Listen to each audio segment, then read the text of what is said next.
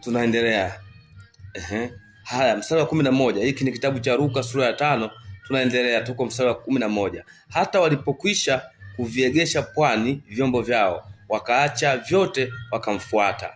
Hili lengo la Yesu lilikuwa ni hili, waache vyote wamfuate. Anaendelea mstari wa 12. Ikawa alipokuwa katika mojawapo wa miji ile, tazama, palikuwa na mtu amejaa ukoma, naye alipomwona Yesu alianguka kifudifudi, akamwomba akisema, Bwana, ukitaka waweza kunitakasa. Akaanguka, akaomba,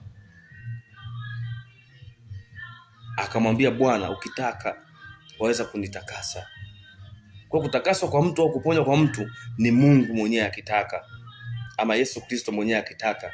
Huyu ndio anaweza akaamua kumponya mtu mwenyewe ama asimponye. Maana ni chaguo lake, ndio anaamua. Sisi tunaomba, lakini kutoa ziko sababu ambazo zitamfanya yeye atoe. Kwa nini akupe kile ulichokiomba? Una faida gani wewe ukipewa hicho ambacho unakiomba? Yeye atafaidika na nini Yesu Kristo? Ama Mungu atafaidika na nini baada ya wewe kupewa kile ulichokiomba? Haupewi tu kawaida kwamba unapewa tu, unaomba unapewa. Ni kanuni. Hizo ni kanuni, lazima uzijue.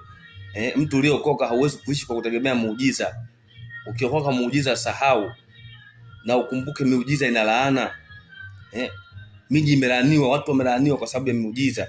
Anaendelea mstari wa 13. Naye akaunyoosha mkono wake akamgusa, akasema, nataka, takasika. Na mara ukoma wake ukamuondoka. Ametaka Yesu. Kwa nini? Endelea sasa uone hapo kwa nini Yesu mpaka amekubali kumtakasa. Anaendelea mstari wa 14. Akamtakasa, akamkataza asimwambie mtu, ila nenda ukajionyeshe kwa kuhani, ukatoe kwa ajili ya kutakasika kwako, kama Musa alivyowaamuru, iwe ushuhuda kwao. Analenga nini? Ushuhuda. Wale makuhani au kuhani wao wapate ushuhuda kupitia jambo lile la kutakaswa kwa yule mtu. Ndio maana anasema kama vile Musa alivyoagiza, akatoa kama Musa, sio yeye. Musa, kama vile Musa alivyofanya nini? Anasema ukatoe kwa ajili ya kutakasika kwako, kama Musa alivyoamuru, iwe ushuhuda kwao. Wale makuhani, iwe ushuhuda.